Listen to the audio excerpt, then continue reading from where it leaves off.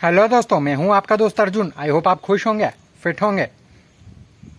ज़्यादा हो गया तो दोस्तों, क्या आप भी लंबे समय से इट्राकोनाज़ोल ले रहे हैं और आपका फंगल इन्फेक्शन ठीक नहीं हो रहा है, बार बार रिपीट हो रहा है, या आपके फंगल इन्फेक्शन अगर नया नया है, उसे 3 वीक से ज़्यादा नहीं हुए हैं, तो ये वीडियो आपके लिए है। दोस्तों, इस बीमारी में इलाज जितना ज़रूरी है उतना ही ज़रूरी हाइजीन भी है। इसीलिए अगर आप सिर्फ टेबलेट और क्रीम यूज़ कर रहे हैं तो ये कंपलसरी है कि आप एक अच्छा एंटीफंगल सोप भी यूज़ करें। अब रही बात इट्राकोनाज़ोल की, अगर आप लंबे समय से इट्राकोनाज़ोल ले रहे हैं और बार बार आपका फंगल इन्फेक्शन रिपीट हो रहा है, इसका मतलब आपकी बॉडी में वो फंगस इट्राकोनाज़ोल के प्रति रेजिस्टेंस बना चुकी है। उदाहरण के लिए, आपने एक बार इट्राकोनाज़ोल लिया, 100% में से 90% फंगल इन्फेक्शन आपने ठीक कर लिया, 10% बच जाता है, और वो 10% फंगल वही है जो आपके इट्राकोनाज़ोल के प्रति रेजिस्टेंस बना चुकी है। इसके बाद आप जितनी बार भी इट्राकोनाज़ोल लेंगे, एक बार तो ठीक हो जाएगा, लेकिन वो फंगल इन्फेक्शन बार बार रिपीट होता है। तो अब हम करें क्या? वैसे तो आपने टर्बिनाफिन टैबलेट का नाम सुना होगा। टर्बिनाफिन एथलीट फुट में पैरों में जो फंगल इन्फेक्शन हो जाती है अंगूठे और उंगलियों के बीच में, जनरली उसमें दी जाती है। और आपको सारी जानकारी यही बताई जाती है कि टर्बिनाफिन का काम सिर्फ एथलीट फुट ठीक करने के लिए है, लेकिन नहीं।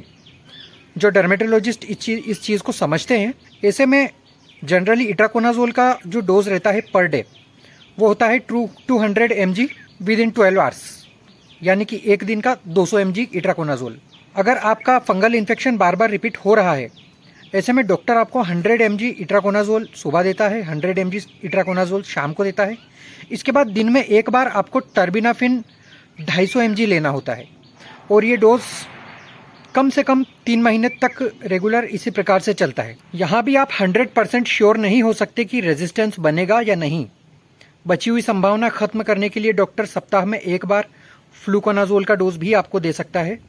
150 mg सप्ताह में एक बार फ्लूकोनाज़ोल टेबलेट आपको लेना होता है। ये तीनों कॉम्बिनेशन जब मिलते हैं, तब कहीं जाकर आप 100% श्योर हो सकते हैं कि हाँ, अब मेरी बॉडी में फंगल का रेजिस्टेंस नहीं बनेगा। ठीक इसी प्रकार अगर आप लंबे समय से एक ही क्रीम का यूज़ कर रहे हैं तो वो भी गलत है।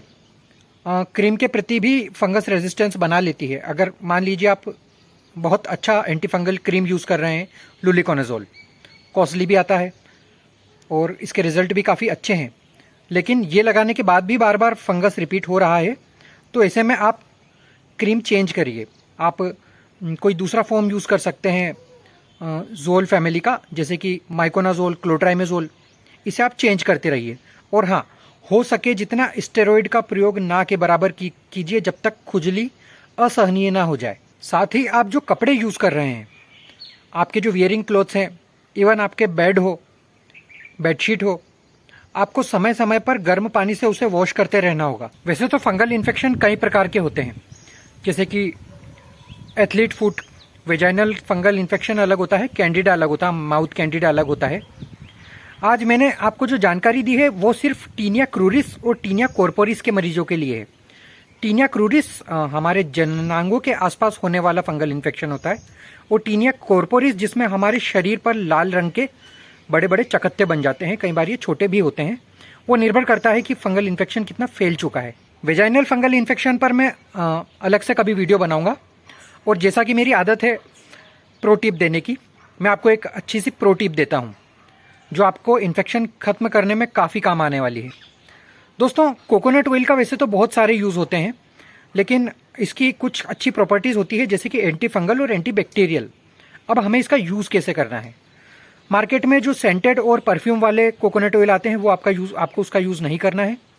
पैराशूट या पतंजलि का बिना खुशबू वाला प्योर कोकोनट ऑयल यूज़ करिए, जो सर्दियों में जमता हो, जो ठंड से जमता हो। उसे आप गर्म करिए। गर्म करने के बाद आप उससे 5 मिनट कम से कम मसाज करेंगे। ये आपको सप्ताह में 3 बार तो करना ही है कम से कम।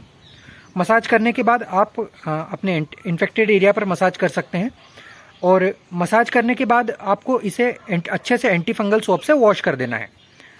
आपका फंगल इन्फेक्शन काफ़ी हद तक कम हो जाएगा। ये सारी दवाइयाँ आपको डॉक्टर की गाइडेंस में लेना है। कोई भी दवा बिना डॉक्टर के प्रिस्क्रिप्शन के आप नहीं लेंगे। वीडियो अच्छी लगी हो तो लाइक, सब्सक्राइब और शेयर ज़रूर करें।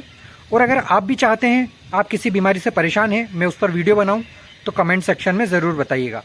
Thank you. जय हिंद।